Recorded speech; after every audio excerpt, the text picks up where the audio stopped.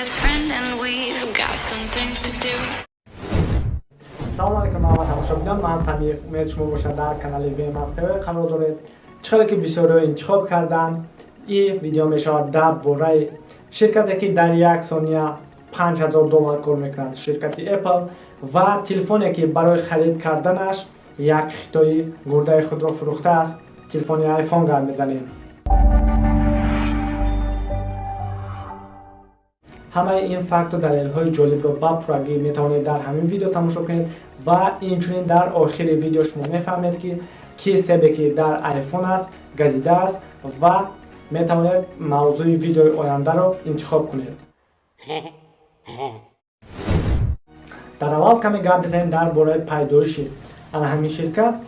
ширкатро се нафар Стив Ҷобс, Стив Возняк ва Доналд Уэйнон соли 1976 сохта буданд ва он вақт ин ширкат Apple Computer ном дошт. И это точно. iPhone аввалинро соли 1983 сохта буданд. Аммо ин iPhone ки мебинед аз iPhone ки мо медонем ба кулли фарқ дошт. Вай танҳо дисплей дошт ки бо ёрии стилус идора карда мешуд. бештари микросхемаҳое ки дар iPhone истифода мешаванд компанияи Samsung мебарорад. ҳоло он ки байни ин ду ширкат ҳамвақт рақобат аст барои ба даст даровардани муштариён, яъне мову шумо. як фикр када гап зан. ширкати Apple чандин маротиба кӯшиш карда буд ки чунин микросхемаҳоро худаш барорад, аммо то ҳол бенатиҷа. дар ноутбукҳои аввалин нишонаи ширкати Apple чапа насб карда мешуд.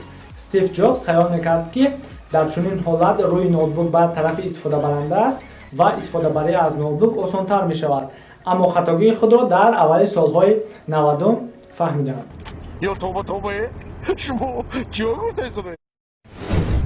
компютери аввалинашро Apple бо нархи $666.666 фурӯхта буд. Аҷоиб, интересно. Apple аввалин ширкате аст ки барои компютерони худаш мушакро ихтироъ кардааст. дар ҳама видеороликҳои рекламавӣ, дар қутиҳое ки iPhone банду баст шуданд, дар расмҳо ҳама вақт агар аҳамият дода бошед, соат 9:41 дақиқаро нишон медиҳад. ин тасодуфӣ нест, зеро 9 январи соли 2007 Стив Ҷобс дар намоишгоҳи Macworld аввалин маротиба маҳз дар соати 9:41 дақиқа iPhone-ро пешкаши ҳамагон кард.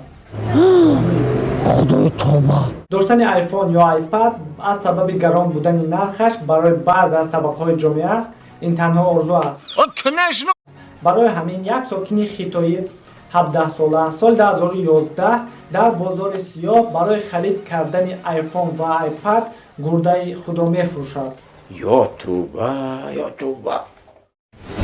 нисфи барномаҳое ки дар App Store-и iPhone ҳаст, ягон маротиба аз тарафи ягон муштарӣ истифода бурда нашудаанд. Это не точно.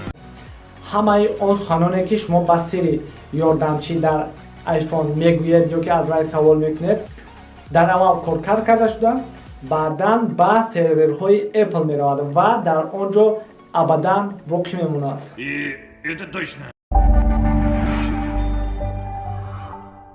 дар ширкати Apple коргароне ки барои коркарди ягон программа уҳда доранд, дар як сол $130,000 маош мегиранд.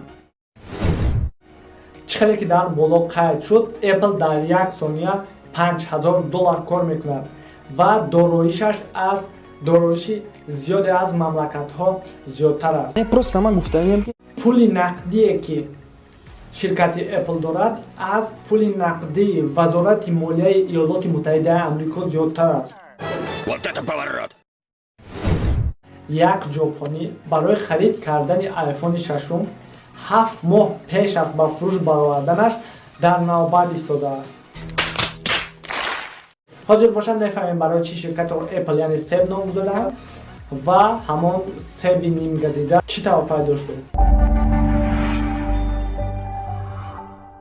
барои чӣ маҳз компанияро себ ном карданд? ба ин савол ҷавоб додан осон аст, зеро Стив Ҷобс яке аз асосгузорони ҳамин ширкат себ дӯстдор буд, вай ҳатто боғи себро низ дошт ва вақте ки соли 1976 ширкатро ба қайд мегирифтанд, вай ба ҳамкоронаш мегӯяд ки агар ягон ном фикр карда натавонед, ман ширкатро Apple мемонам. Монеда ки. ва дар аввал чихеле ки дар боло қайд карда будем, ширкат Apple компютер нишонааш бошад тамоман ба нишонае ки ҳозир ширкати Apple дорад монанд набуд.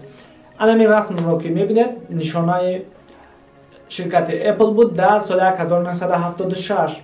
дарахт, себ ва чихеле ки мебинед дар таги дарахт сурати одам. Ин одам Исаак Ньютон аст.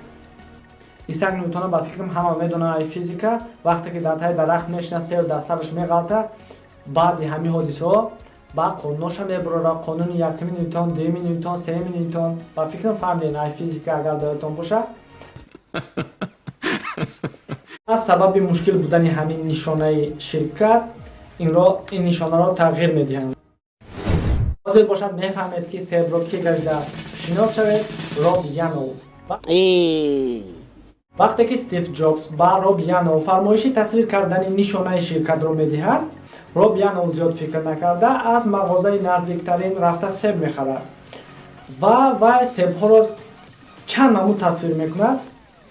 аз байни онҳо якеашро мегазад, онро низ тасвир мекунад ва ин тасвираш ба Стив Ҷобс маъқул мешавад ва аз соли 1976 то инҷониб ҳамин себ нишонаи ширкати Apple аст. ин гап дурӯғ аст, бояд дизлайкш монем. Хайр раис, биё ҳозир мемонем охи. Ҳол беҳтар охирша тамошо кунем мамирам. аммо дар аввал ин себ 7 ранга буд. ранги рангин камонро дошт то соли 1998. соли 1998 рангашро ранги сиёҳ карданд ва аз соли 1998 то инҷониб бошад рангаш ранги нуқрагин аст. агар видео махбул шуда боша лайк монем, подписация кунед.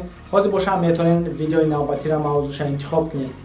барои дар комментария менависем агар дар бораи компютерҳо махбул боша, дар бораи компютерҳо менависем. агар дар бораи YouTube ҳамихе видео дар бораи факту далелҳои ҷолибаш махбул боша, дар бораи YouTube менависем. агар дар ҳамин видео ягон чизи нава ёд гирифта бошен, поделиться кунед дар дӯстотон, рафиқотон, то ки оям як чизи нава ёд бигиранд. ба ҳам барои кор дар паноҳи Аллоҳ. хайр.